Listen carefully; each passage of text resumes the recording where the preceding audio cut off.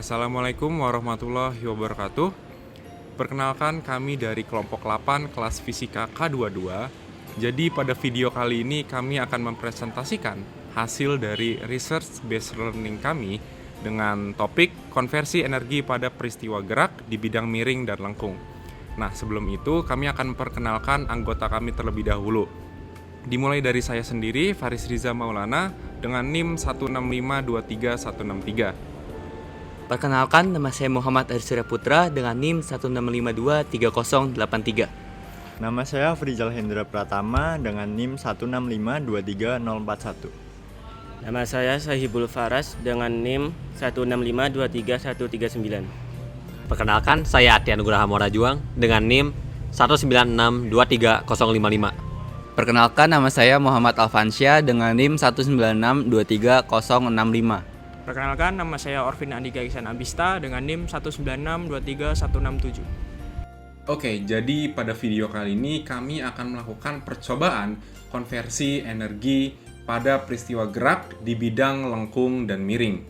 Nah, tujuan dari praktikum atau percobaan ini yang pertama, menyelidiki konversi energi dari potensial menuju kinetik dari benda yang bergerak pada lintasan miring dan melengkung.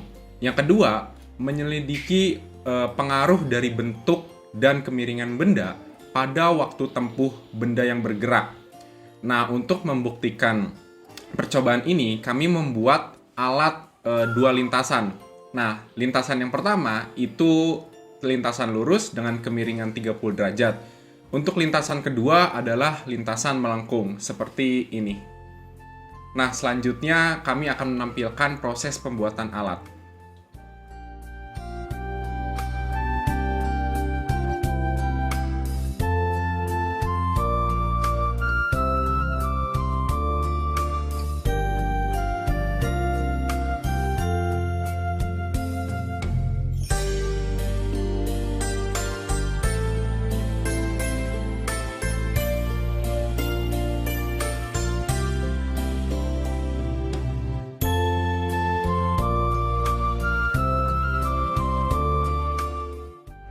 Jadi ini adalah alat yang kami buat. Alat ini memiliki tinggi 25 cm dengan panjang lintasan lurus 51 cm dan lintasan lengkung 54,4 cm. Sementara itu, bola yang kami pakai memiliki massa 6,3 gram dan diameter 2,5 cm. Oke, sekarang kita masuk ke dalam sesi percobaan. Untuk percobaan yang pertama, kami akan menyelidiki konversi energi potensial dan energi kinetik. Dengan cara apa? Kita akan mengukur berapa lama bola ini menggelinding dari titik awal menuju titik akhir. Tujuannya untuk mengetahui kecepatan bola di akhir lintasan. Percobaan 1. Percobaan 2. Percobaan 3. Percobaan 4. Percobaan 5. Percobaan 1. Percobaan 2. Percobaan 3. Percobaan 4. Percobaan 5. Oke, kita masuk ke percobaan kedua. Pada percobaan kedua ini, kami akan menyelidiki pengaruh bentuk dan kemiringan pada lintasan terhadap waktu tempuh benda bergerak pada lintasan. Dengan cara kami akan membandingkan pergerakan kedua bola dari titik awal ke titik akhir, dan kita akan bandingkan waktu tempuhnya dengan cara melepaskan kedua bola tersebut secara bersamaan. 3, 2, 1. Percobaan 1. Percobaan 2.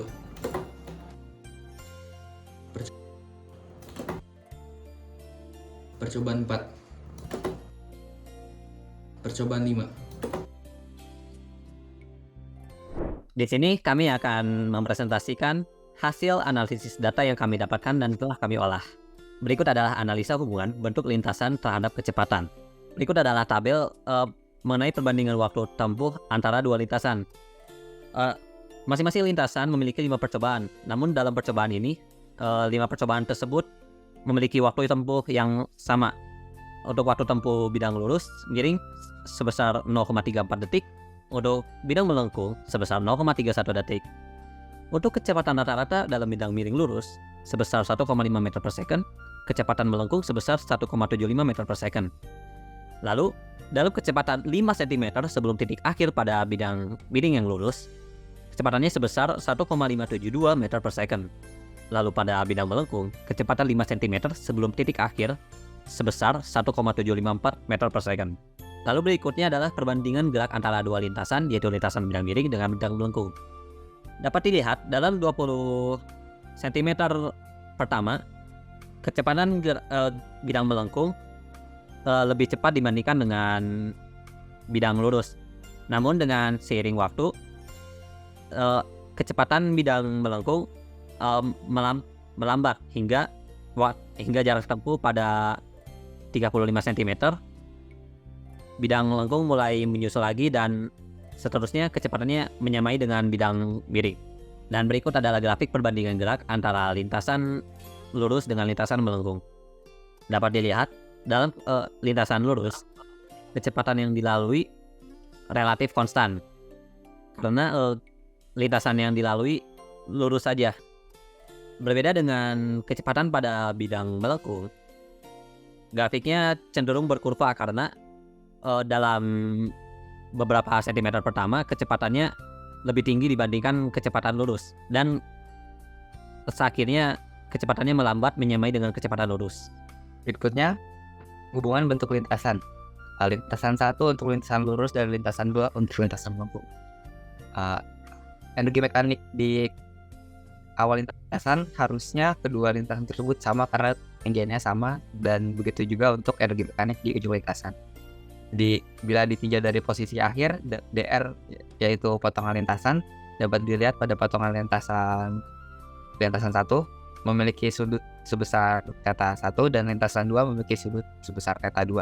Sudut theta 2 ini lebih kecil dari sudut theta 1 karena pada lintasan melengkung akan lebih landai ketika di ujung lintasan, sehingga percepatan 1 akan lebih besar dari percepatan 2.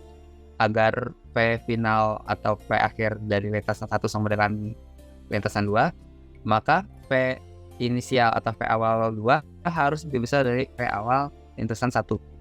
Nah, bila ditinjau dari posisi awal, pada lintasan 1, theta 1-nya nilainya akan tetap sama, dan pada lintasan 2, theta 2-nya akan lebih besar dari lintasan 1 karena akan lebih curam pada posisi awalnya.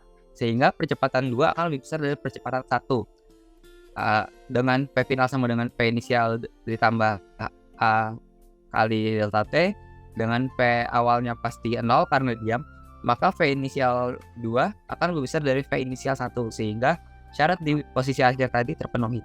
Selanjutnya saya akan menjelaskan analisa tentang konversi energi pada kedua lintasan. Ini merupakan grafik yang kita peroleh dari hasil perhitungan kecepatan berdasarkan posisi tadi. Berdasarkan grafik perbandingan antara energi kinetik dan mekanik pada kedua buah grafik, penurunan energi potensial sejalan dengan kenaikan energi kinetik. Hal ini berarti dapat disimpulkan terjadi konversi antara keduanya, baik energi kinetik maupun energi potensial. Grafik ini menunjukkan energi mekanik yang menurun. Energi mekanik pada sistem ini turun bisa disebabkan beberapa faktor eksternal, yaitu gesekan antara bola dan lintasannya yang menyebabkan energi kinetiknya dikonversikan menjadi energi panas. Lalu, karena percobaan ini dilakukan di ruangan yang tidak hampa udara, energi kinetiknya akan dikonversikan menjadi energi panas karena partikel-partikel di udara bertabrakan dengan bola. Dan energi potensial pada sistem ini juga berkurang karena ketinggiannya yang semakin turun. Selain faktor-faktor tersebut, hal ini bisa terjadi juga karena kurangnya ketelitian dalam penghitungan sehingga kurangnya keakuratan. Kesimpulan yang bisa didapat yaitu, yang pertama, konversi energi potensial menjadi energi kinetik pada bidang melengkung lebih efisien daripada bidang miring yang lurus. Kesimpulan yang kedua, pada percobaan ini, kekekalan energi mekanik tidak dapat teraplikasikan dikarenakan beberapa energi terkonversikan menjadi energi eksternal seperti energi gesek, energi panas, dan lainnya. Yang ketiga, waktu tempuh yang dilalui oleh bola pada bidang melengkung lebih singkat dibandingkan dengan waktu tempuh bola pada bidang miring yang lurus. Sekian penjelasan dari kami. Terima kasih. Wassalamualaikum warahmatullahi wabarakatuh.